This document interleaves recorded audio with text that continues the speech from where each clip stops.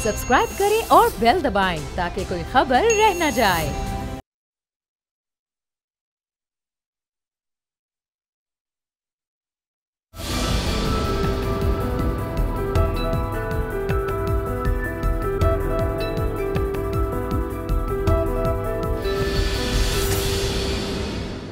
अस्सलाम वालेकुम व्यूअर्स, आप देख रहे हैं तब्दीली और मैं हूं आपके साथ अमीर अब्बास। असगर खान केस के हवाले से आज सुप्रीम कोर्ट ने अहम रिमार्क्स दिए हैं, यानी इस केस को बंद नहीं किया जाएगा और असगर खान साहब की कोशिशों और काविशों को ज़ाया नहीं किया जाएगा।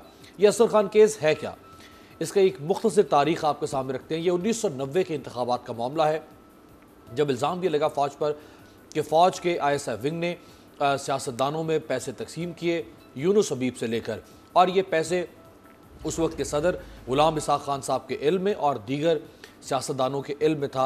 ये पैसे जो हैं वो तकसीम किए जा रहे हैं और ये case air chief marshal retired Asghar Khan मरहूम ने दायर किया था सुप्रीम कोर्ट में, और उन्हीं के नाम से ये केस जाना जाता है और असगर खान केस के तौर पर पहचाना जाता है। ISI के साबिक सरबरा असद दुरानी साहब ने एक बयान हल्फी में ये दावा किया था कि ये पैसे बांटे गए थे। ये पैसे मेहरान बैंक के साबिक सरबरा यूनुस हबीब से लेकर बांटे गए। असगर खान केस में यह बात भी सामने आई थी कि पैसे बांटने का सारा अमल उस वक्त के सदर गुलाम इसाक खान साहब के इल्म में था। असगर खान साहब ने सुप्रीम कोर्ट में दरख्वास्त दायर की थी कि 1990 की दिहाई में पाकिस्तान पीपल्स पार्टी के साबिक चेयरपर्सन बेनज़ीर भुट्टो की हुकूमत को गिराने और इस्लामी जमहूरी इत्तेहाद, जिसको IJI कहा जाता है, उसकी तश्कील के लिए फ़ौज ने साबिक वज़ीर-ए-आज़म नवाज शरीफ समेत मुतअद्दिद सियासतदानों को पैसे तकसीम किए। असगर खान केस के फैसले में फिर क्या कहा गया सुप्रीम कोर्ट की जानिब से, वो ज़रा आपके सामने रखते हैं। 8 मई 2018 को असगर खान साहब जो है वो 97 बरस की उम्र में उनका इंतकाल हो गया।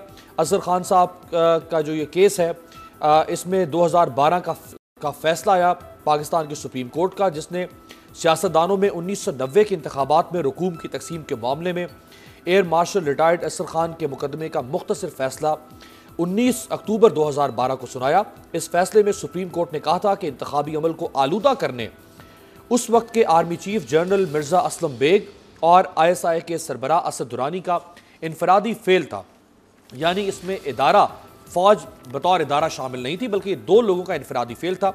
सियासतदानों में रकूम की तकसीम अपने मुख्तसर फैसले में उस वक्त के चीफ जस्टिस इफ्तिखार चौधरी साहब ने कहा था कि 1990 के इंतखाबात में धांधली हुई थी और सियासतदानों में रकूम तकसीम की गई थी। अलबत्ता जो सियासतदान उन रकूम से मुस्तफीद हुए उनकी भी तहकीकात की जाए। उस वक्त तक जो शवाहिद सामने आए थे उनके मुताबिक ऐवान सदर में एक सियासी सेल कायम था जो पसंदीदा उम्मीदवारों और सियासी जमातों को मतलूबा नताइज हासिल करने के लिए रकूम तकसीम कर रहा था। उस अमल से पाकिस्तान के अवाम को उनकी पसंद के उम्मीदवार मुंतखब करने के हक से महरूम रखा गया। अदालत ने मजीद अपने फैसले में कहा कि उस वक्त के सदर अपने ओहदे का पास नहीं रख पाए, लिहाजा उनके खिलाफ भी आइन और कानून के मुताबिक कार्रवाई की जाए। विफाकी तहकीकाती इदारे के जरिए यूनुस हबीब समेत उन सियासतदानों के खिलाफ भी कानूनी कार्रवाई की जाए जो उस रकम से मुस्तफीद हुए थे। अदालत ने मजीद अपने फैसले में कहा कि उस वक्त के army chief general Mirza Aslam Beg और असद दुरानी का इनफरादी फेल था और सुप्रीम कोर्ट ने अहद की पासदारी न करने पर उनके खिलाफ आइन और कानून के मुताबिक कार्रवाई का हुक्म दिया था। सुप्रीम कोर्ट के हुक्म में यह भी कहा गया था कि ISI और मिलिट्री इंटेलिजेंस कानून के मुताबिक अपनी खिदमात अंजाम देते हुए सरहदों का तहफ़्फ़ुज़ कर सकती हैं या हुकूमत को मदद फराहम कर सकती हैं, लेकिन उनका सियासी सरगर्मियों, सियासी हुकूमतों के क़याम या उन्हें कमज़ोर करने में कोई किरदार नहीं होना चाहिए, और ना ही वो किसी सियासी जमात या ग्रुप या इनफरादी तौर पर किसी सियासतदान की हिमायत किसी भी अंदाज में कर सकते हैं जिससे वो इंतखाबात में कामयाब हो। कितनी रकम तकसीम की गई वो ज़रा मैं आपके सामने रखता हूँ। सुप्रीम कोर्ट के हुक्मनामे के मुताबिक हबीब बैंक के उस वक्त के सरबरा यूनुस हबीब ने 14 करोड़ रुपए कौमी खजाने से फराहम किए उस वक्त के आर्मी चीफ असलम बेग और असद दुरानी साहब के कहने पर, जिनमें से 6 करोड़ सियासतदानों में तकसीम किए गए। उसकी भी नामुकम्मल तफसीलात फराहम की गई थी। किस सियासतदान को क्या मिला, अब ये जरा आपके सामने रखते हैं। गुलाम मुस्तफ़ा जदोई साहब को 50 लाख रुपए दिए गए। सिंध के साबिक वज़ीर आला जाम सादिक अली साहब को 50 लाख रुपए, साबिक वज़ीर-ए-आज़म मोहम्मद खान जुनेजो 25 लाख रुपए, अब्दुल हफीज़ पीरज़ादा मारूफ कानूनदान 30 लाख रुपए, सिबगतुल्लाह पीर पगारा 20 लाख रुपए, मुजफ्फर हुसैन शाह 6 लाख रुपए, गुलाम अली निज़ामानी 3 लाख रुपए, सिंध के साबिक वज़ीर आला अरबाब गुलाम रहीम 2 लाख रुपए, हफ्स रोजा तकबीर के चीफ एडिटर सलाहुद्दीन साहब को 3 लाख रुपए, यूसुफ हारून साहब को 5 लाख रुपए। फिर इसमें यह भी बताया गया कि फौजी अफसरान और इदारों को कितनी रकम मिली। सियासतदानों में रकूम की तकसीम के बाद बाकी मादा रकम में से मिर्जा असलम बेग की तंजीम फ्रेंड्स को 3 करोड़ रुपए, MI यूनिट पंजाब 2 करोड़ रुपए, MI यूनिट खैबर पख्तूनख्वा 2 करोड़ रुपए, GHQ 4 करोड़ रुपए, MI क्वेटा ऑफिस 1 करोड़ 50 लाख रुपए, बकिया रकम सूद समेत GHQ को भिजवा दी गई। यूनुस हबीब साहब ने खुद कितनी रकम किस किस को बांटी, अब जरा वो तफसील आपके सामने रखते हैं। जाम सादिक अली साहब को 7 करोड़ रुपए इन्होंने खुद दिए, जबकि 50 लाख रुपए जाम सादिक साहब को अलहदा मिले। यूनुस हबीब साहब से 7 करोड़ रुपए दिए गए। अल्ताफ हुसैन को 2 करोड़ रुपए, जावेद हाशमी के अलावा दीगर अरकान कौमी असम्बली को 5 करोड़ रुपए, मियां नवाज शरीफ साहब को 60 लाख रुपए मुख्तलिफ अदवार में दिए गए। 8 नवंबर 2012 को सुप्रीम कोर्ट ने पर अपना तफसीली फैसला भी सुना दिया था, जिसे उस वक्त के सुप्रीम कोर्ट के रजिस्ट्रार डॉक्टर फकीर हुसैन ने एक पुरहजूम प्रेस कॉन्फ्रेंस में बयान किया था। इफ्तिखार मोहम्मद चौधरी जो कि इस बेंच के सरबराह थे, उस वक्त के चीफ जस्टिस, वो 2013 में अपने ओहदे से रिटायर हो गए। और आज की ऑब्जर्वेशन बड़ी अहम है, यानी ये केस अब तकरीबन दोबारा से खुल चुका है। मेरे साथ जो ऑनरेबल पैनल मौजूद है, आपसे तारुफ करवाते हैं। लाहौर स्टूडियो में जनरल रिटायर्ड गुलाम मुस्तफ़ा साहब, सियासी और दिफाई तज्ज़िया निगार, सर आपका शुक्रिया। उनके साथ तशरीफ़ रखते हैं पाकिस्तान तहरीक इंसाफ के रहनुमा शौकत बसरा साहब, आपका बहुत शुक्रिया शौकत साहब। और कराची से हमें ज्वाइन कर रहे हैं आगा सैयद रफ़ीउल्लाह साहब, रुकन कौमी असम्बली कराची से, पाकिस्तान पीपल्स पार्टी के मरकज़ी रहनुमा। आगा साहब आपका भी बहुत शुक्रिया। जनरल साहब, सर आपसे आगाज़ करूँगा। जब फ़ौज जिसमें से इस फैसले में बरी ज़िम्मा है बतौर इंस्टीट्यूशन, और सिर्फ 2 लोगों का इनफरादी फेल था, तो अब किसी किस्म का कोई दबाव तो नहीं होगा फ़ौज की तरफ से अगर ये केस आगे चलता है? देखिए, फ़ौज की तरफ से अगर ये दबाव होता तो जनरल असद दुरानी और उनका जो जनरल असलम बेग मिर्ज़ा का जो बयान है वो ना होता उसके ऊपर। फ़ौज को इसकी ज़रूरत नहीं है, क्योंकि फ़ौज के लिए बड़ा इंपॉर्टेंट है कि बहसीत इदारा उसकी रेपुटेशन में कोई दाग ना लगे। अगर कोई टॉप लीडरशिप में किसी ने को जहाँ पे कोई गलती की है, कुछ किया है, तो उसको उस जगह पे उसी तरीके से उसको जांचा भी जाए, उसी तरीके से उसको सजा भी दे। इसके की थोड़ी सी बैकग्राउंड में एक चीज़ और ऐड कर दीजिए आप, कि इसहाक खान ने उस वक्त जो सदर थे, उन्होंने ये फैसला किया था, और 52B के तहत 58(2)B के तहत वो उस वक्त मेरा ख्याल है सबसे ज़्यादा पावरफुल सदर थे इस वक्त। वो ना सिर्फ ये कि सुप्रीम कमांडर थे, बल्कि सबके सरबराह भी थे। उनका हुक्म आना, असम्बलियाँ भी तोड़ सकते थे। जी, असम्बली भी तोड़ सकते थे, बरतरफ भी कर सकते थे। उनका हुक्म, जिस तरीके से हमें जो इतलात मिली और जिससे बात हुई, आगे तफसील हुई, असलम बेग मिर्ज़ा साहब ने बयान दिया कि मुझे सदर इसहाक खान ने बुला के हुक्म दिया था और मैंने आगे से ही काम किया। सारा हुक्म गलत था, उसकी तामील नहीं होनी चाहिए थी आर्मी चीफ़ के लेवल पर। अगर उसकी तामील हुई है तो फिर आर्मी चीफ़ उस वक्त के जो हैं वो इसके बेहतर तौजीहात पेश कर सकते हैं कि उन्होंने ये हुक्म जो अभी अदालत के एक फ़ैसले के तहत गैर कानूनी करार दे दिया गया है, उसको मानने की पादाश में उनको क्या सजा दी जाए। नेक्स्ट स्टेज पे जब जनरल असलम दुरानी साहब का जब बयान आता है, तो उनका ये भी कहना था कि मैंने, जब मुझे हुक्म मिला, तो चीफ आर्मी स्टाफ थे, उसे हुक्म मिला उनके, और उन्होंने उस हुक्म की तामील की। अब इस चेन ऑफ कमांड में जब आप देखते हैं कि सुप्रीम कमांडर आर्मी चीफ को हुक्म देते हैं, आर्मी चीफ अपने DGMI को हुक्म देते हैं, आगे काम चलता है सारा, इस सारे को अदालती हुक्म के तहत तो एक गलत करार दे दिया गया है। क्या इनका हुक्म मानना भी गलत करार दे दिया जाएगा? कल इनको सज़ा मिलेगी? मैं इसको जस्टिफाई नहीं कर रहा। ये देखिए, ये जो अदारों की जो मुदाखलत रही है सियासत में, और सियासतदान जिस तरीके से बारहा जाके अदारों के पास बैठे रहे हैं, ये दोनों अमल पाकिस्तान की सियासत के लिए और पाकिस्तान की तारीख़ में ये कोई इतने ज़्यादा अच्छे अल्फाज में जाने नहीं जाते। और आज भी जब फ़ौज को इंतहाई कोशिशों के बावजूद भी जब कोई मतून किया जाता है, इसी बात में मतून किया जाता है, चूँकि इस वक्त ये हुआ था इसलिए आज भी ये हो रहा है। तो वो जो लॉजिक है ना, इसको तोड़ने के लिए बहुत ज़रूरी है इस बड़ा वाज़ेह फैसले भी आ जाएँ, और जो भी इसमें ज़िम्मेदार हैं या नहीं हैं, तो वो फैसला एक आ जाए, ताकि हमारी पाकिस्तान की एक तारीख़ में एक शफाफियत हो, और कल को फौज को बार बार इस बात में मतून न किया जाए। जहाँ देने वाले ताकतवर हैं या थे, वहाँ लेने वाले भी ताकतवर हैं ना। मैं उस तरफ आ रहा हूँ। तो दूसरा इसका पहलू ये है कि जिन लोगों ने लिए वो बाद में इक़्तिदार में आए, एक दफ़ा नहीं 2 दफ़ा इक़्तिदार में आए, उसके बाद भी उन लोगों का भी उसी तरीके से एहतसाब होना चाहिए, ताकि कल को जिस तरीके से सियासतदान जाके अपने आप को मैं सबकी बात नहीं कर रहा, नाम सामने है, अगर वो खुद अपने आप को इसमें पेश कर देते हैं सही कि ठीक है जी हम तैयार हैं इस सिलसिले में सहूलतकार के तौर पर, तो फिर मैं समझता हूँ उनकी सज़ा भी उतनी ही सख्त होनी चाहिए, ताकि जो बार बार ये कहते हैं तारीख का एक मलबा उसको हटा दिया जाए, ख़त्म कर दिया जाए, ताकि आज की फ़ौज जो अपनी जान का नजराना पेश कर रही है बिल्कुल उनको जो बार बार ये दाग किया जाए जो है वो ये उनका ये साफ हो। बहुत ज़बरदस्त। इमरान खान साहब ने जब वज़ीर आज़म नहीं थे तो इसी असगर खान केस और असगर खान साहब मरूम फिर इमरान खान साहब के साथ शामिल भी हुए। इमरान खान साहब उनके मद्दा थे, वो इमरान खान साहब के मद्दा थे। असगर खान साहब के इसी केस से मुताल्लिक इमरान खान साहब के क्या नज़रियात थे जब वो इक़्तिदार में नहीं थे, वो मैं ज़रा चाहूँगा आपको सुनवाएं। पॉलिटिशियंस ने टैक्स पेयर का पैसा लिया, एस्टेब्लिशमेंट ने पॉलिटिशियंस को बैक किया। अगर ये केस एंड तक पहुंच जाता है तो पहले तो पता चल जाएगा कौन इनसे फायदा उठाते रहे। एयर मार्शल का जो केस है उसमें पैसे दिए हुए हैं पॉलिटिशियंस को आईएसआई ने। जनरल दुरानी की पूरी एफिडेविट है उसके अंदर। अब आईएसआई जब वहां जाएगी और बताएंगे तो उनको ये भी बताना पड़ेगा और किसको पैसे दिए हैं। असगर खान केस के अंदर आईएसआई के डीजी आईएसआई ने कहा है, जनरल दुरानी ने, कि मैंने नवाज शरीफ को और नून लीग के लोगों को पैसा दिया है बेनजीर को हराने के लिए। मैं तो सोच रहा हूँ मैं खुद भी वहां अपना इनका हिस्सा बन जाऊं, पिटिशनर बनूं और पूछूं उनसे कि जी बताएं और कितने पैसे दिए। असगर खान जैसे आदमी का केस नहीं लगता, आखिर में केस लगता है, उसमें फैसला होता है कि एफआईए इन्वेस्टिगेट करेगी। वो किधर गई है एफआईए इन्वेस्टिगेट करने के लिए? क्यों नहीं इन्वेस्टिगेट कर रही? बड़ा सीरियस का इनके ऊपर तो मुल्क का आईएसआई का डीजी कहता है कि उन्होंने पैसे लिए हैं इलेक्शन में आईएसआई से। क्यों नहीं इन्वेस्टिगेट हो रहा? हम इंशाल्लाह पढ़ेंगे पीछे, हम एफआईए को हम अदालत में जाना पड़े फिर से जाएंगे कि क्यों नहीं एफआईए इन्वेस्टिगेट कर रही। 11 जनवरी 2019, इसमें से जो पहली गुफ्तगू आपने खान साहब की सुनी, ये आज से ठीक 7 साल पहले आज ही के दिन यानी 11 जनवरी 2012 के को इमरान खान साहब ने कहा था और आज 11 जनवरी 2019 है।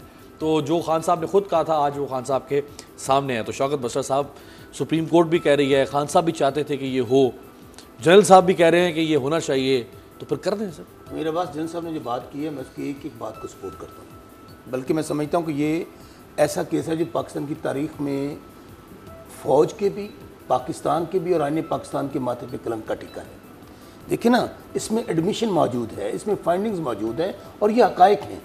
जिस दिन एफआईए ने ये कहा था कि हमें वो सबूत, देखना एफआईए ने किस बुनियाद पे सिफारिश की थी कि बहुत पुराना केसेस हैं जिन्होंने लिए हैं। होता क्या है कि जब आप रिश्वत लेते हैं और देते हैं, रसीद नहीं लेते आप उसकी देने वैसे तो कहते हैं रिश्वत लेने वाला और देने वाला दोनों जहन्नमी है, लेकिन वो इसलिए करते हैं कि उनके लेने और देने वाले दोनों बड़े माशाल्लाह तेज़ लोग होते हैं, उसकी कोई रसीद नहीं होती है। और अब हमेशा पाकिस्तान के अंदर प्रॉब्लम भी यही रहा है, जो कमीशन माफिया रहा है, ये 2 नंबरियाँ होती रही हैं, जो जाली अकाउंट्स हो या मनी लॉन्ड्रिंग हो, जो कुछ भी होता रहा है, उसके लोगों ने बड़ी सफाई के साथ, लेकिन फिर मैं कहता हूँ 100 दिन चोर दा तो एक दिन साथ दा, कोई ना कोई चीज़ वारदात बड़ा ज़बरदस्त रहा है वारदात, लेकिन अल्लाह भी तो ऊपर है ना, अल्लाह का निज़ाम भी ऊपर है, एक मैकेनिज़्म भी मौजूद है। मैं समझता हूँ कि इसके ऊपर इन्वेस्टिगेट होना चाहिए और जो जिम्मेदारान है अफवाज पाकिस्तान, मैं समझता हूँ पाकिस्तान का वो इदारा है जिसने बहुत कुर्बानियाँ दी हैं।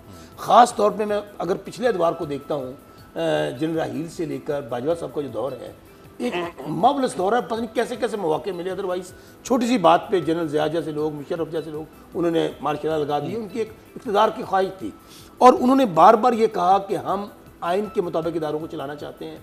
मैं समझता हूँ ये जिम्मेदारी जितनी अदलिया पे है उतनी जिम्मेदारी इमरान खान साहब पे भी है और चीफ ऑफ आर्मी स्टाफ पर भी है कि जिन लोगों ने फ़ौज को बदनाम किया, जिन लोगों ने सियासत को बदनाम किया, जिन लोगों ने अदलिया को बदनाम किया, आज एक वक्त है कि इस केस को मैं समझता हूँ मेरिट के ऊपर डिसाइड होना चाहिए और जो जिम्मेदारान हैं उनके खिलाफ कार्रवाई होनी चाहिए, ताकि आइंदा ऐसा घनौना खेल जो खेला गया, देखे ना आपने क्या किया माजी में, जब IGI भी बनती रही, उसके बाद पैसे भी बांटे जाते रहे, साजिशें भी होती रहीं। अब वक्त आ गया है कि एनफ इज़ एनफ, जिन जिन लोगों की जो जिम्मेदारी है वो फिक्सअप होनी चाहिए। और मैं समझता हूँ सुप्रीम कोर्ट ने ये जो नोटिस लिया है वैलिड लिया है, इसके ऊपर इमरान खान साहब को अब नोटिस लेना चाहिए और कोई भी कमेटी जो बेहतर समझते हैं, खा वो GIT बनानी है, खा उसको इन्वेस्टिगेट करने के लिए FIA के साथ कोई और लोग देने, चूँकि FIA डायरेक्टली प्राइम मिनिस्टर साहब के अंडर है। और मैं आपको ये यकीन दिलाता हूँ कि जिस शख्स का नाम इमरान खान है, मैं कहता रहा हूँ, मैं उनके ऊपर तनकीद करता रहा हूँ, लेकिन उनके ऊपर आप उनको ये नहीं कह सकते यूटर्न तो नहीं लेंगे इस पर, मैं जो बात कहता इस पर ही लेंगे कि बददियानत नहीं है, सही है। डिसऑनेस्ट नहीं है, ठीक है। करप्ट नहीं है, और जो वो करप्ट लोग हैं वो बल्कि आज उनसे वो कांप रहे हैं कि यार ये बंदा किसको छोड़ेगा नहीं। तो खान साहब का भी ये टेस्ट केस है, मैं आपके प्रोग्राम में कह रहा हूँ कि इसके ऊपर उनको बिल्कुल जीरो टॉलरेंस करनी चाहिए और जो जिम्मेदार हैं उनके खिलाफ कार्रवाई होनी राइट जी। तो जो मजलूम इसमें है वो पाकिस्तान पीपल्स पार्टी थी, जो भी, क्योंकि पीपल्स पार्टी के इलेक्शन को हराया गया ना। ये फिक्र बड़ा अच्छा कह दिया आगा साहब, कुदरती बैठे हैं मेरे भाई हैं। आज देखें कि जो पीपल्स पार्टी और नून लीग की मोहब्बत है, जब से ये केस बंद हुआ है, जो पिटिशनर है वो खामोश है। वो कहते हैं ठीक है यार, वो वाकई सबूत नहीं मिले होंगे, क्योंकि आजकल मियां नवाज शरीफ को कहा जा रहा है मियां नवाज शरीफ कदम बढ़ाओ, हम तुम्हारे साथ हैं। आगा साहब जवाब देंगे। आगा साहब, ये इनकी हुकूमत तहरीक इंसाफ की वो इस केस को आगे लेकर चलेगी नहीं चलेगी, FIA को पर इमरान खान साहब को इसको सियासत ज़्यादा करेंगे नहीं करेंगे वो तो अब देखेंगे। लेकिन नवाज शरीफ साहब ने 60 लाख रुपए लिए मुख्तलिफ अदवार में आपके खिलाफ, मोहतरमा की हुकूमत गिराने के खिलाफ। और मजे की बात यह कि नवाज शरीफ साहब निगरान वज़ीर आला थे जब इलेक्शन हो रहा था, और वही वज़ीर आला फिर मुंतखब हो गए 88 में, और फिर वो वज़ीर आला रहे और इलेक्शन हुआ और फिर वो वज़ीर आज़म मुंतखब हो गए। तो आज उन्हीं के साथ आपकी मोहब्बतें और पींगे बढ़ रही हैं मोहब्बत की आपकी। आगा साहब,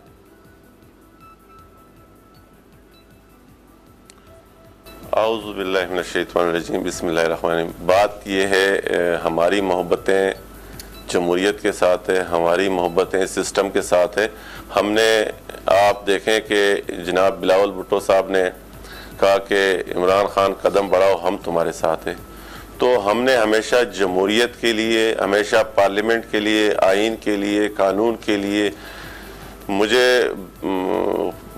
जितनी असगर खान वाले केस की अफसोस है, इतना ही मुझे अपने भाई के भी अफसोस है जो उनके नाम के साथ मुझे PTI लगता हुआ नजर। तो बात यह है कि लोगों को सोचना चाहिए कि पाकिस्तान पीपल्स पार्टी वो सियासी जमात है जिन्होंने हमेशा उसूलों पर हमेशा बात की है, आइन की, कानून की। देखें, ये जो चीज़ें असगर खान साहब वाले केस की, और ये बातें हम करते आ रहे हैं और ये चीज़ आज भी हो रही है। मैं आपको हल्फिया कहूँगा कि जो आपको आज देखें, पीपल्स पार्टी हमेशा भुट्टो साहब का केस ले लें, ये लोग शर्मिंदा हुए हैं, वही लोग बैठे हैं, उन्होंने कहा कि जी बिल्कुल ये जुडिशरी का कत्ल था, ये गलत फैसला था। इसी तरीके से आज जो कुछ हो रहा है, आइंदा 10-20 सालों में ये चीज़ें भी आपको सामने नजर आएंगी कि किस तरह GIT बनाई गई, किस तरीके से एहतसाब अकबर साहब बैठ के उसको डिजाइन करते हैं, किस तरीके से फिर ये तमाम चीजें हमें देखें। हम इस तमाम प्रोसेस से पहले भी और आगे भी जमहूरियत के लिए चलेंगे, जमहूरियत के लिए चलेंगे। हमें फर्क नहीं पड़ता। हमने उस टाइम भी मियां मोहम्मद नवाज शरीफ को बुरा कहा।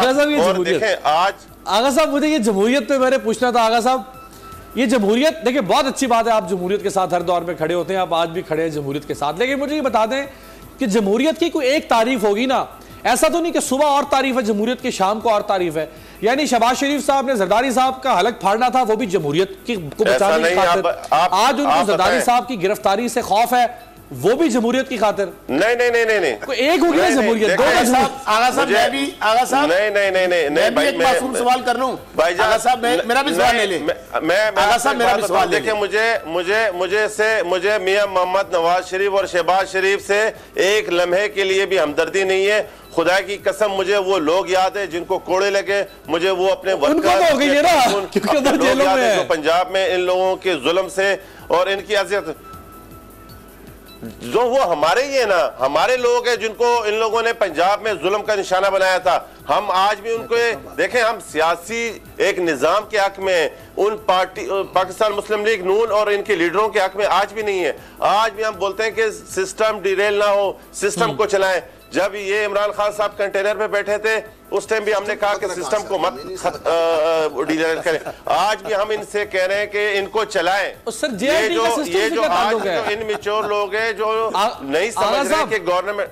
आगा साहब, मुझे एक ब्रेक पे भी जाना है। आगा साहब देखिए, मियां साहब की GIT जब बनी मियां साहब पे, तो जब मियां साहब पर GIT बनी तो उस वक्त कहा जाता था कि जी सिस्टम कहीं डीरेल ना हो जाए। माशाल्लाह GIT ने काम भी किया, उसके बाद एहतसाब अदालत से फैसला भी आया, एक नहीं 2 फैसले आ गए, सिस्टम चलता रहा, इलेक्शन हो गया, हुकूमत को 5 महीने हो गए।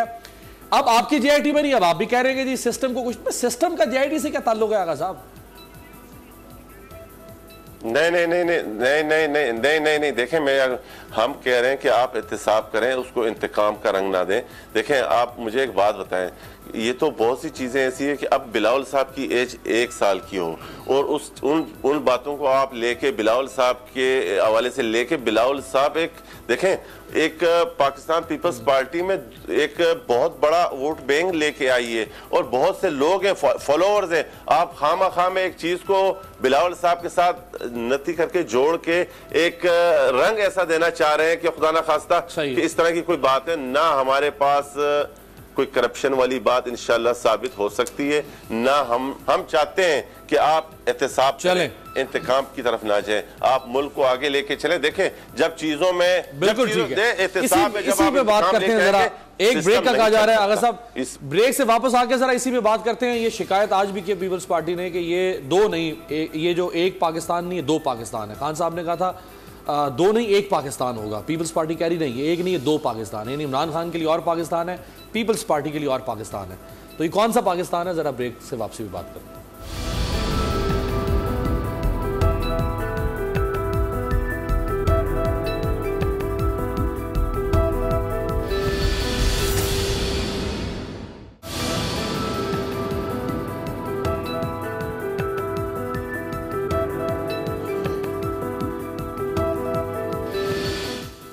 ब्रेक के बाद खुश आमदेद। ब्रेक से पहले बात JIT की शुरू हुई तो खुर्रमशेर जमान साहब तहरीक इंसाफ के रुकन सिंध असम्बली पहले जरदारी साहब की डिस्क्वालिफिकेशन का केस इलेक्शन कमीशन में लेकर गए।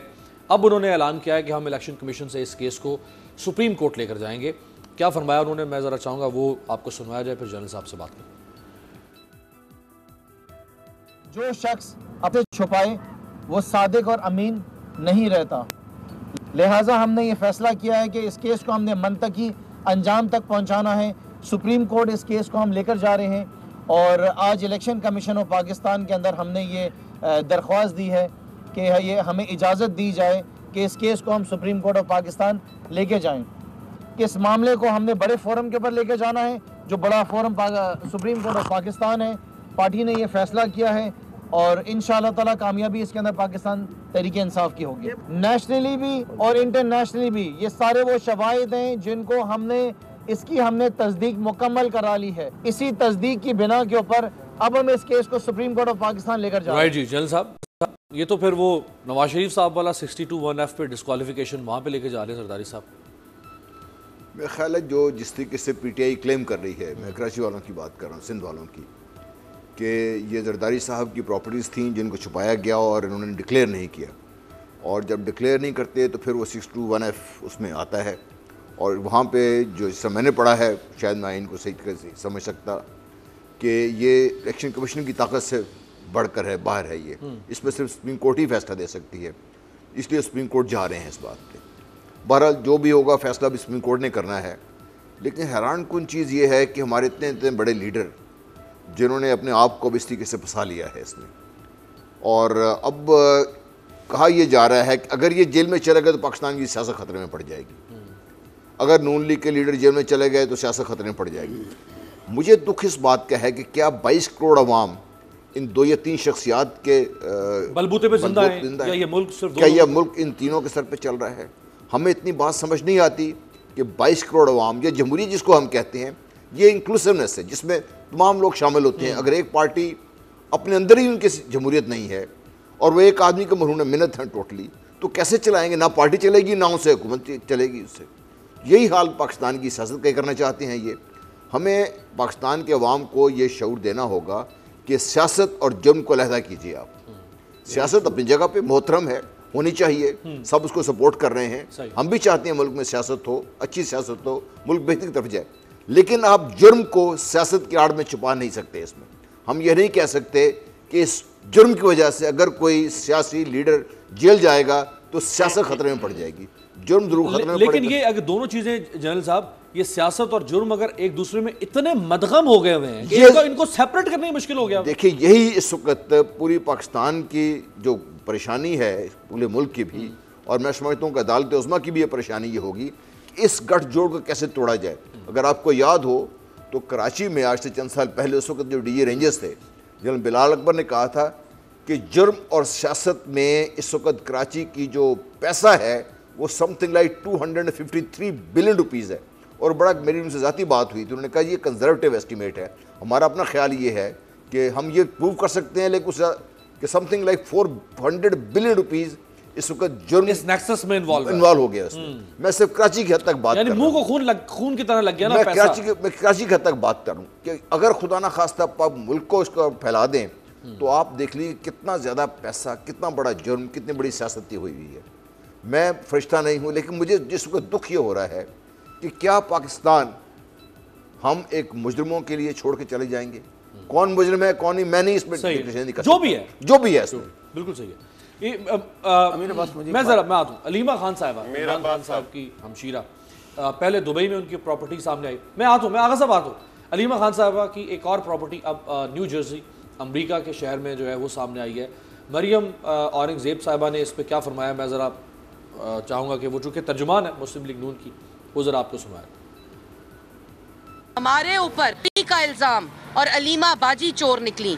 अलीमा बाजी अपना फाइन दें और वो अपने जो इल्लीगल प्रॉपर्टी है उससे फारिग हो जाए। यूएई के वली अहद इमरान साहब के फ्रेंड थे, लेकिन क्योंकि ये प्रॉपर्टी जो यूएई में है इसकी बेनामीदार अलीमा बाजी हैं और असल में बिजनेस करते हैं इमरान खान यूएई में, और ये असल में प्रॉपर्टी इमरान खान की है। इसलिए अलीमा बाजी को FIA की तरफ से फाइन देकर इसी तरह की बात जो है सईद गनी साहब सूबाई वजीर हैं पाकिस्तान पीपल्स पार्टी के, उन्होंने भी आज फरमाई है अलीमा खान साहबा के हवाले से। मैं चाहूँगा ज़रा वो भी सुनवा दिया जाए।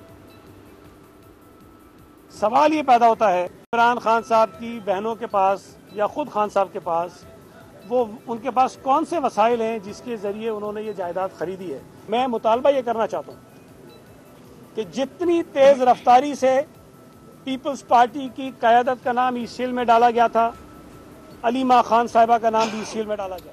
जी साहब, एक तो मैं अमीर अब्बास बात ये कहना चाहता हूँ कि कहते हैं अब नहीं तो कभी नहीं, बिल्कुल 100% दुरुस्त है कि ये जो करप्शन का और सियासत का गठजोड़ है जो नेक्सस बना हुआ है, अगर अब भी नहीं टूटा तो कभी नहीं टूटेगा, क्योंकि जितनी प्रोएक्टिव जुडिशरी आज है पहले कभी नहीं थी।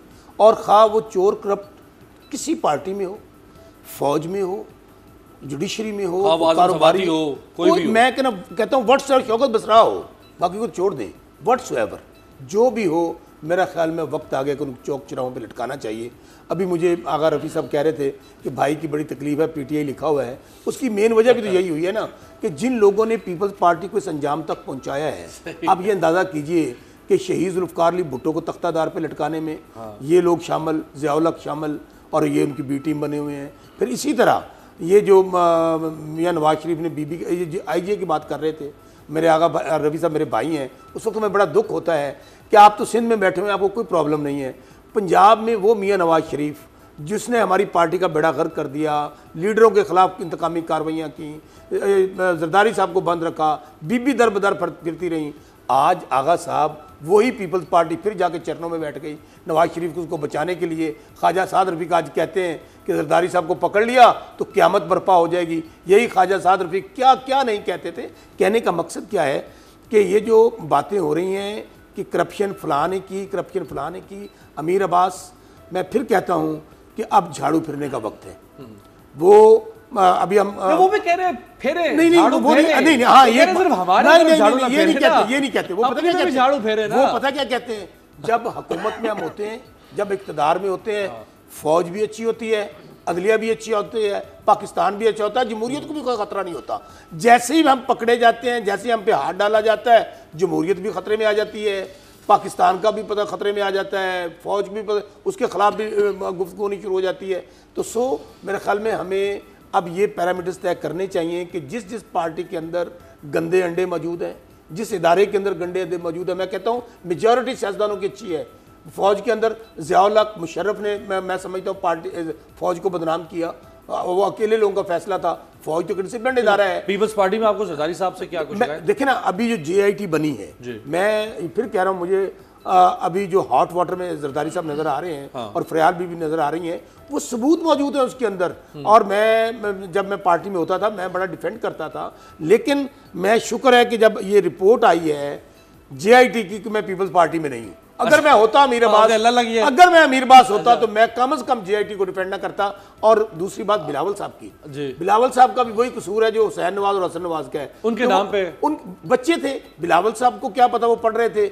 हम जायदादें बनाते हैं, हम वो जितना माल इकट्ठा करते हैं या बच्चों के नाम कर देते हैं जितने लोग हैं, या बीवी के नाम कर देते हैं या किसी और के नाम कर देते हैं। आगा साहब, आप पीपल्स, वो कह रहे हैं नहीं पीपल्स पार्टी को डिफेंड करें, आप पार्टी में है, लेकिन जो JIT में हकायक सामने रखे गए हैं, जो फरियाल बीबी के बारे में, जरदारी ग्रुप प्राइवेट लिमिटेड के बारे में, ओमनी ग्रुप के बारे में, बहरिया टाउन के बारे में, जो नेक्सस के बारे में बात की गई, उसको तो डिफेंड ना करें ना। और आगा साहब, मेरा भी एक मासूम सवाल है। आगा साहब जी कर लें, मेरा भी ले लें कि ये बता दें कि मियां नवाज शरीफ जिसके खिलाफ जो IJ उन्होंने हमारे खिलाफ बनाई थी और पैसे लिए थे, उस वक्त हम कहते थे कि मियां नवाज शरीफ चोर है, करप्ट है। आज बता दें मियां नवाज शरीफ चोर है, ये करप्ट नहीं है, और उसने पैसे नहीं लिए थे फौज से, IJ नहीं बनाई थी, ये बता दें जरा।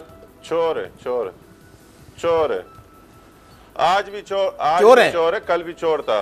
अभी थोड़ी सी मेरी बात सुनिएगा। लेकिन हमारी पार्टी उनके साथ खड़ी हुई है। बात सुनिएगा जरा।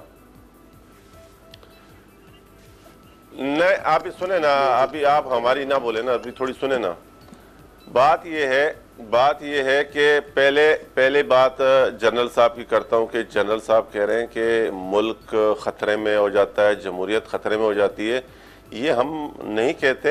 बात ये है कि जब आर्टिकल 6 लगता है किसी जर्नल पे, तो फिर आप लोगों को पसीने आते हैं, फिर आप लोग बोलते हो कि जी ये तो फलां था, ये तो मुकद्दस गए थी। बात ये है कि आइन और कानून, ला इलाहा इल्लल्लाह मुहम्मद सल्लल्लाहु अलैहि वसल्लम, कलमा और रसूल, ये सब के लिए एक बराबर होना चाहिए। यहाँ आप लोग क्यों भूल जाते हैं? एक बात। दूसरी बात ये है कि शौकत बसरा साहब से आपने सवाल इतने किए, शौकत बसरा साहब क्या जवाब देंगे? और ये किस तरह बोल रहे हैं कि मैं JIT पे नहीं डिफेंड करता। अलीमा खान पे आपने उनसे सवाल किया, उन्होंने एक दफा ये नहीं कहा कि बिल्कुल वो करप्ट हैं, बिल्कुल वो चोर हैं, बिल्कुल दे देता हूं, जवाब ले लें, जवाब ले लें ताकि आप जवाब ले लें। आगा भाई, अगर रफीउल्लाह साहब जवाब ले लें इसको। शौकत भाई एक मिनट, जवाब ले लें। शौकत भाई चले, शौकत भाई मैं आपकी इज्जत कर रहा हूँ। आप पूरी आपकी पूरी बात सुनूंगा, आपकी हर बात सुनूंगा। बात यह है कि मैं किसी ओमनी ग्रुप को, किसी अनवर मजीद को, किसी दूसरे चौथे को मैं पाकिस्तान पीपल्स पार्टी के हर वर्कर को, हर बंदे को डिफेंड करूंगा जब तक मुझे उसमें कोई चीज नजर नहीं आएगी। मैं किसी JIT को नहीं मानता। ये फाइंडिंग है JIT। ये तो देखें, एक अकबर, वो जो इनका शहजाद अकबर है, वो जाके बैठ के और डिसाइड करता है। मुझे भी कुछ 4 दोस्त, हमें भी पता है कि किस तरीके से काम हो रहा है। ये बातें छोड़ दें, ये सारी फजूल बातें। फिर जाके 10 साल बाद ये माफिया मांगेंगे। हम बोलते हैं कि मुल्क और कौम के लिए एहतसाब होना चाहिए, कड़ा एहतसाब होना चाहिए।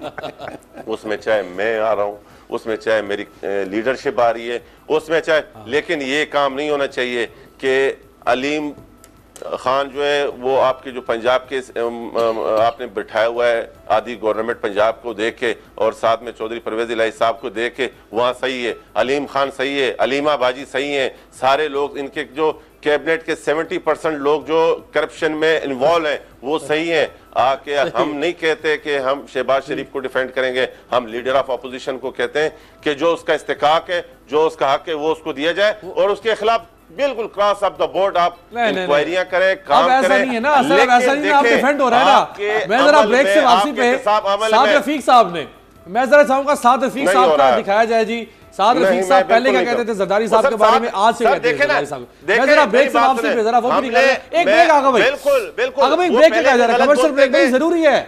ब्रेक से वापसी पे जरा ओके, ब्रेक पे जाए जी, ब्रेक से वापस आते हैं जरा साद रफीक साहब जो है ना वो जरा दिखाया जाए, जरा फ्रेश करते हैं। मैं भी अच्छा ये बताएं,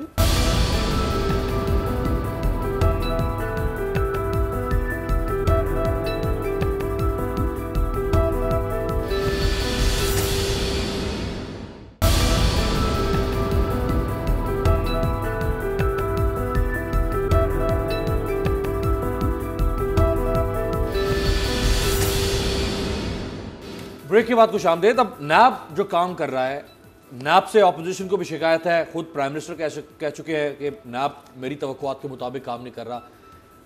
पेशावर हाई कोर्ट के एक जज ने नैब के बारे में जो रिमार्क्स दिए हैं, जो ऑब्जर्वेशन दिए हैं, मैं ज़रा वो आपके और जनरल साहब के सामने रखता हूँ। नैब की कारकर्दगी पर ये अब आंखें खोलने के लिए काफ़ी है चेयरमैन नैब के लिए और हुकूमत के लिए भी, क्योंकि हुकूमत का भी इसमें किसी हद तक किरदार है। पेशावर हाई कोर्ट के जज जस्टिस कैसर रशीद साहब ने रिमार्क्स देते हुए कहा है कि नैब प्रेस और न्यूज चैनल की हद तक बड़ा फाल नजर आ रहा है, बाकी कुछ करता हुआ नजर नहीं आ रहा।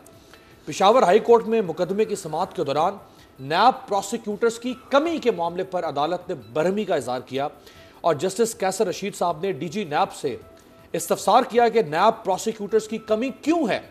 हाई कोर्ट में सिर्फ 2 प्रोसिक्यूटर्स हैं जो कभी एक और कभी दूसरी अदालतों के चक्कर लगा रहे हैं। नैब का अपना यह हाल है कि केसेस की पैरवी के लिए प्रोसिक्यूटर तक नहीं, जस्टिस कैसर रशीद चेयरमैन नैब को पैगाम पहुंचाएं कि मेरिट पर काबिल लोगों को भर्ती करें। प्रोसिक्यूटर ना होने की वजह से नैब के केसेस मुतासर हो रहे हैं। जस्टिस कैसर रशीद, जनरल साहब, प्रोसिक्यूटर्स नहीं है, बजट की कमी है, दफ्तरों की कमी है, ह्यूमन रिसोर्स की कमी है, तनख्वाहों में इजाफा, ल्यूक्रेटिव पैकेजेस देने की जरूरत है, क्योंकि ये बिलियंस एंड ट्रिलियंस के स्कैम को डील कर रहे हैं। ये किसने करना था? प्राइम मिनिस्टर ने। देखिए, ये पहले भी जब ये नए चेयरमैन आए हैं तो उन्होंने शिकायत की थी कि हमारा बजट बहुत कम कर दिया गया है और चूँकि ऑटोनमस बॉडी है, इनका अपना फंड जनरेट करने का कोई तरीक़ाकार नहीं है। इसके जो नुकसान हो रहा है वो सबके सामने हमें 2-3 चीज़ें हैं। जो कैपेसिटी बिल्डिंग होनी चाहिए थी, वाइट कॉलर क्राइम बड़ी स्पेशलाइज्ड लोगों का काम है डिटेक्ट करना, ये आम प्रोसिक्यूटर किसी के बस में नहीं है। जब भी इसके पीछे जाते हैं तो बहुत बड़े बड़े लोग जाते हैं इसके पीछे, बड़े और करने वाले भी बड़े बड़े लोग होते हैं, तो उनके पीछे जाना भी। और अगर आपको याद हो, अभी ये जो JIT जिसने ये रिपोर्ट दी है उमनी ग्रुप के बारे में, उनके 54 लोगों ने दरख्वास्त की है कि हमें अपनी जान का खतरा है। इतना शदीद, इतना स्ट्रॉन्ग ये, क्योंकि पैसा इतना इन्वॉल्व है इसके बीच में कि लोगों की जानें इसमें चली जाती हैं इसके बीच। बल्कि अनवर मजीद के खानदान की एक खातून ने धमकी दी, उस धमकी का जिक्र है JIT के अंदर। उन्होंने कहा हमने आपके चेहरे पहचान लिए हैं। जी, आपके चेहरे पहचान लिए हैं। अब अगर इस किस्म के इदारों में आपके पास मजबूत फाइनेंशियली जो स्ट्रॉन्ग लोग होंगे, स्ट्रॉन्ग का मतलब ये नहीं कि उनको आप अरबों रुपया दे दें, लेकिन उनको कम अज़ कम इतना ज़रूर तनख्वाह होनी चाहिए कि वो सिक्योर फील करें और उनका जो ये लालच ना हो उनको हो। दूसरा, उनकी तालीम, उनकी ट्रेनिंग, ये बहुत क्रिटिकल है इस चीज़ में, और दोनों की कमी है हमारे पर। ये ऑन द जॉब लोग लेते हैं, थोड़ी तनख्वाहें देते हैं, और वो जिस वकील को जो आमतौर पर जो सिविल या क्रिमिनल केसेस कर रहा है उसको ये फाइनेंशियल केसेस तो डिफरेंट, बहुत डिफरेंट है इसमें। तो इसलिए मैं समझता हूँ कि नैब की जो capacity building over the years हमने नहीं की।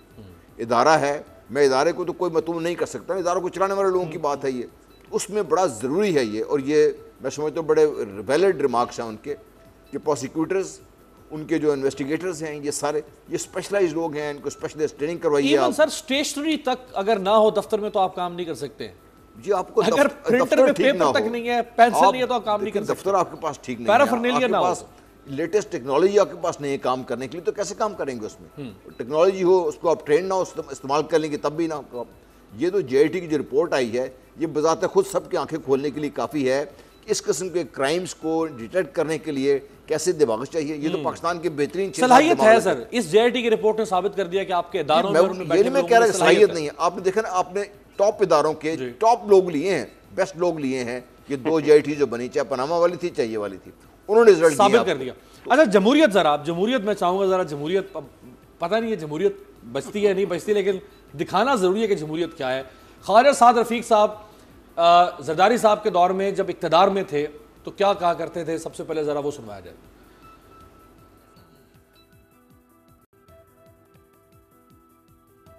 अगर खुदा न खास्ता आसिफ अली जरदारी को गिरफ्तार किया गया तो उससे एक तूफानी और हिजानी कैफियत पैदा होगी, ये लिख लीजिए।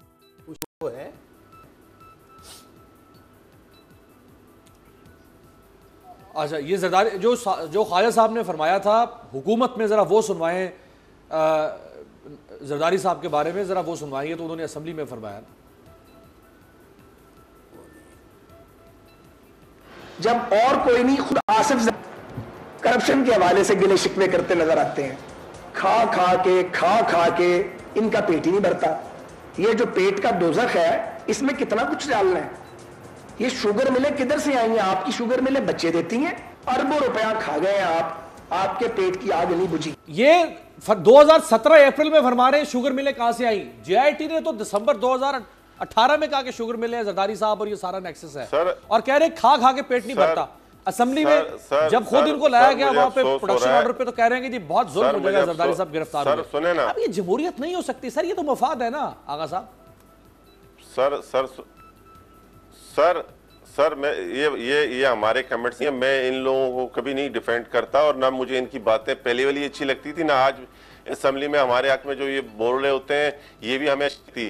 बात ये है भाई, आप मेरी बात को जरा गौर से सुने। अफसोस मुझे ये हो रहा है कि अभी भी आप लोग JIT की रिपोर्ट को ऐसे पेश कर रहे हैं, बैठे हुए जनरल साहब भी और आप लोग भी, कि जैसे कोई ये सुप्रीम कोर्ट ने हमारे हक में हमारे खिलाफ दे दिया। ये जैसे ये एक फाइंडिंग है और ये झूठ पर मबनी है, ये याद रखिएगा। ये कोई हकायक नहीं है कि ये सारी चीजें की होंगी हमारी, लेकिन चीजों को खुदा के लिए इस तरीके से ना जोड़ें, हमारे साथ, हमारी गवर्नमेंट, हमारी पार्टी के साथ ना जोड़ें। एक बात बाकी रहा, ये नून लीग वाले पहले भी गलत थे, आज भी गलत हैं, ये इससे अच्छी और बातें करें तो भी नहीं। हाँ, आप हम मेरी पार्टी के, बेशक आपके साथ शौकत बसराई क्यों ना बैठे हो, वो कोई इस तरह की बात करें कि पहले नून लीग को अच्छा बोलते हो, आज बुरा बोलते हो, पहले बुरा बोलते हो, आज अच्छा बोल रहे हो। हमें, हमारे लिए ये पहले भी एक सियासी हमारे हरीफ थे, आज भी हमारे पास ये सियासी हरीफ है। हमारे पास इनमें पीठ कि ये थोड़े मिच्योर हो चुके हैं, वो इनमिच्योर है। बाकी इनसे हमारा सियासी इख्तिलाफ है, दोनों पार्टियों से सख्त तरीन मेरा इख्तिलाफ है। लास्ट कमेंट इनके मौक़िफ़ के मैं नफी करता हूं। टाइम खत्म हो गया, आखिरी 30 सेकंड है। ये बसरा साहब देखें, आज आपको धमकी मिल गई, अगर आप लोगों ने अपनी ज़बान काबू में न रखी तो आपका दाखिला भी बंद हो जाएगा। मेरा ख्याल बड़ी इमेच्योर स्टेटमेंट है। पाकिस्तान कायम है और वो कोई तो बनाउज़ बिल्ला कराची जो है कोई पाकिस्तान का, ये नहीं कोई सुबह अलग वो पाकिस्तान से अलग हो गया, ऐसी गुफ्तगू नहीं करनी चाहिए। हाँ, अगर आप मेरिट्स पे आएँ, आप गुफ्तगू पे आएँ कि भाई फ़लाँ ने लूटा है उसको इंटेरोगेट करो, फ़लाँ को इंटेरोगेट करो, लेकिन ये बातें करना कि आप सिंध दाखिल नहीं हो सकते, आप पंजाब नहीं आओगे, तो मेरे ख्याल में बड़ी इमेच्योर स्टेटमेंट दी है सईद गनी साहब ने। मेरे वो भाई हैं और बड़े अच्छे स्पोक्स पर्सन हैं, लेकिन इस तरह की गुफ्तगू नहीं करनी चाहिए। और दूसरी बात, आगा साहब ने अच्छी गुफ्तगू की है। आगा साहब ने कहा है कि नवाज शरीफ चोर है, तो आगा साहब ख्याल रखिएगा, मेरे भाई आप नए नए अभी मेरे ख्याल में MNA मेरा भाई बना है, वो ना हो कि अगर जरदारी साहब ने और बिलावल साहब ने सुन लिया ना तो मुस्तकबिल मेरे भाई का खतरे में पड़ जाएगा। रहने दे, आपको नहीं पता आजकल क्या क्या मोहब्बत की पिंगें बढ़ रही हैं इनकी। नहीं तो आपने जरदारी साहब की सारी मेहनत से पारी खेल दी, नवाज शरीफ साहब को छोड़ के कहेंगे कभी आपको कहा है कि नवाज शरीफ के हक में बात करनी? वो नहीं सर, बिल्कुल सर, हमारा कोई सरोकार नहीं है। हम बोलते हैं इदारे साबित करें और उसको बिल्कुल सजा भी दें। हम बोलते हैं कि उसके खिलाफ इंक्वायरी करके और साबित करके सजा दी है तो पूरी पीपल। अच्छा आगा साहब सिर्फ आपका स्टेटमेंट आज आ रहा है, अदरवाइज तो सारी पीपल्स पार्टी ये कह रही है जुल्म हो रहा है नवाज शरीफ के साथ, ज्यादती हो रही है शहबाज शरीफ के साथ, उसको मिलने जा रहे हैं, उसके लिए कोशिश कर रहे हैं। बहुत बहुत शुक्रिया। तीनों मेहमानों का आपसे मुलाकात होगी ईद के रोज, देखते रहिएगा। भाई नहीं भाई नहीं।